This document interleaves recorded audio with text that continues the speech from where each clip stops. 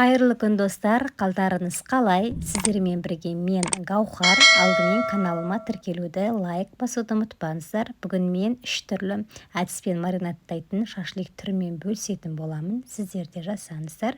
Дәмі өте керемет. Ең алдымен тауықтың төс етін дәл видеодағыдай кесіп аласыздар, түрпішті қылып.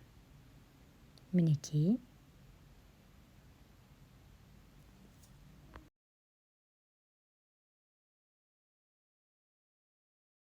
Кесіп алғаннан кейін 1 шай қасық тұз, кептірілген чесноктан 1 шай қасық, қызыл бұрыштан жарты шай қасық, тұз, қара бұрыш салып, үстіне сұйық май сеуіп, жақсылап тұрып араластырамыз.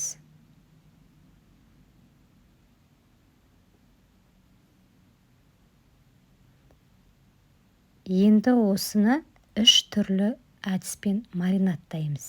Бірінші әдіс: 1 шай қасық томат, 1 шай қасық қаймақ араластырамыз.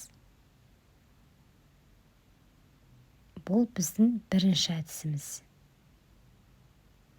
Екінші: 1 шай қасық соевый соус қосып, бұны да араластырамыз. Бұл екінші әдіс. Үшінші: 1 шай қасық бал, яғни мед, сосын горчица 1 шай қасық араластырамыз. Бұл үшінші әдіс.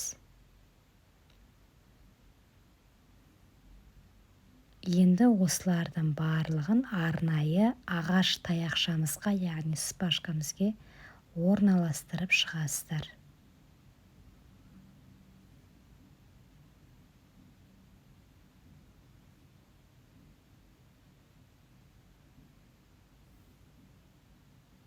Мынау екінші түрі соевый соуспен. Бұны да орналастырамыз ағашқа.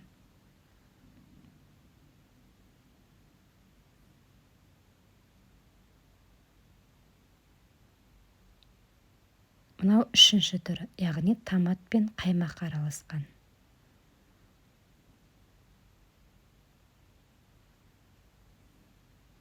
Мінекей, дәмі өте керемет, жасаңыздар міндетті түрде.